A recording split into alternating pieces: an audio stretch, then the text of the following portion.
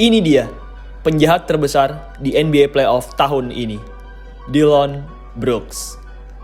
Setiap tahunnya, pasti selalu ada saja pemain-pemain sensasional yang suka membuat sensasi. Dan pada NBA Playoff tahun ini, penjahat terbesar tersebut adalah Dillon Brooks. Kehadiran Dillon Brooks di NBA Playoff 2023 ini membuat Playoff 2023 jadi jauh lebih berwarna. Tanpa Dillon Brooks, serial antara Lakers dan Grizzlies serta gelaran acara Playoff 2023 yang lain akan menjadi datar dan membosankan. Meski tidak berhasil menunjukkan show yang bagus di lapangan, tapi Brooks tetap berhasil menghibur karena berani menantang anak-anak Lakers dengan coletehannya yang menyebalkan. LeBron James menjadi musuh terbesar Dillon Brooks di serial melawan Lakers ini. Meski LeBron masih sangat jago dan meski LeBron merupakan seorang pemain mega bintang veteran, tapi Dillon Brooks sama sekali tidak takut kepada LeBron dan malah terus menantangnya. Dalam suatu interview, Brooks bahkan pernah berkata bahwa ia tidak akan respect terhadap LeBron sampai LeBron mencetak 40 di hadapannya. Ya, Brooks boleh saja percaya diri, tapi sayangnya rasa percaya dirinya tersebut malah berakhir menjadi bumerang bagi dirinya. Tak lama setelah bilang begitu, di game berikutnya, LeBron James mencetak 20 points dan 20 rebounds. Om LeBron memang tidak mencetak 40 poin, tapi ia mencetak 20 poin dan 20 rebounds, yang mana kalau dijumlahkan menjadi 40. Oh ya, selain mencetak 20 poin dan 20 rebounds, LeBron James dan kawan-kawan juga berhasil menyingkirkan Dillon Brooks dan kawan-kawannya dari babak playoff ini.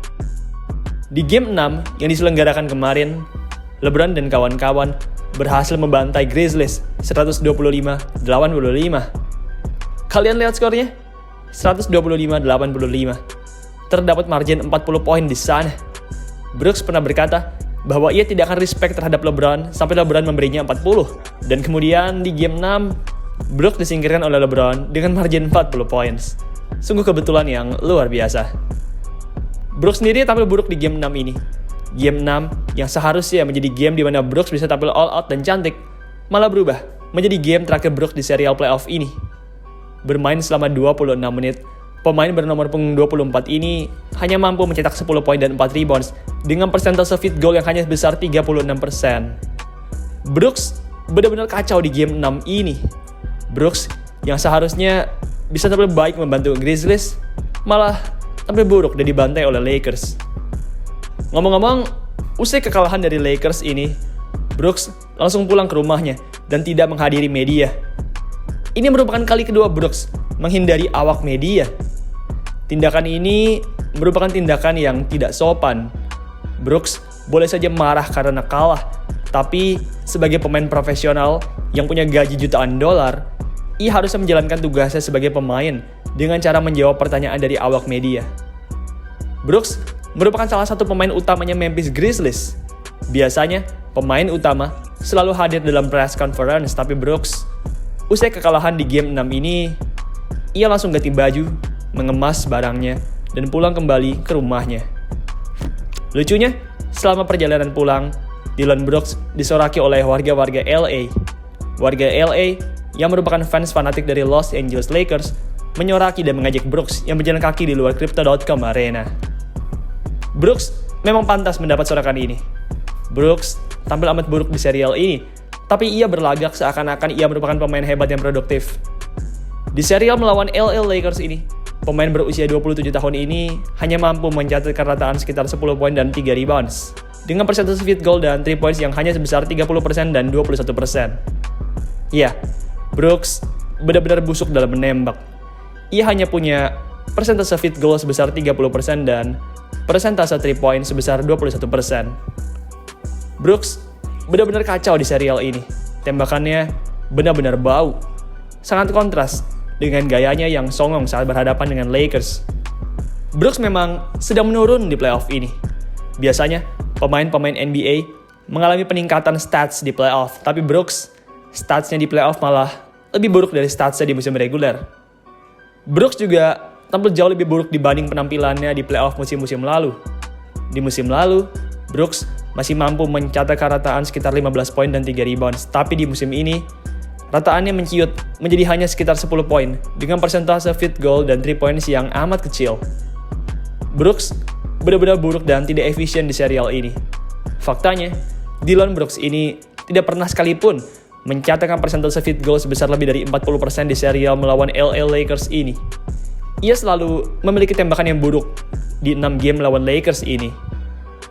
Bagaimanapun, meski tampil buruk, tapi Brooks tetap berhasil menghibur banyak penonton lewat keberaniannya menantang LeBron James. Brooks selalu berani mengganggu LeBron, baik itu di luar maupun di dalam lapangan. LeBron sendiri sudah sering mendapat penantang seperti ini. Dalam sebuah press conference, LeBron sendiri berkata bahwa ini bukanlah pertama kalinya ia ditantang oleh lawan. Ia berkata, sepanjang karirnya, ia sudah pernah ditantang oleh banyak orang. Meski begitu, LeBron berkata bahwa yang satu ini adalah tantangan yang mudah. Ia tidak terlalu mempedulikan Dillon Brooks dan fokus untuk memenangkan pertandingan. Kefokusan LeBron James terhadap pertandingan ini berakhir dengan manis bagi dirinya. Lakers, yang merupakan seed ke-7 di playoff, berhasil menundukkan Grizzlies dengan skor 4-2.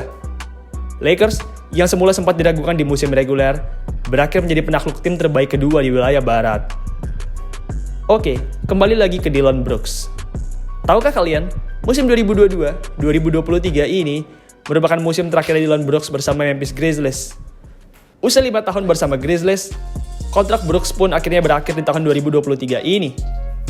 Usai serial playoff ini berakhir, Brooks pun sudah tidak punya tanggungan lagi terhadap Grizzlies dan ia pun berstatus sebagai pemain bebas agen.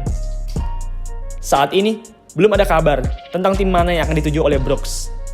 Grizzlies sendiri mungkin bisa saja tidak tertarik lagi menggunakan jasa Brooks. Brooks sedang sangat menurun di tahun ini. Tidak hanya menurun di babak playoff, penampilan dia di musim reguler pun juga mengalami penurunan yang cukup besar di musim ini. Banyak fans yang mengajak Brooks tentang nasibnya sebagai free agent. Para fans merilis meme tentang Brooks yang akan bermain di Liga Basket Cina di musim mendatang. Ejekan bermain di Liga Basket Cina merupakan salah satu ejekan paling memalukan di NBA. Banyak pemain buangan NBA yang bermain di Liga Basket Cina. Oleh sebab itu, ejekan ini merupakan salah satu ejekan terburuk yang bisa didapat oleh pemain NBA.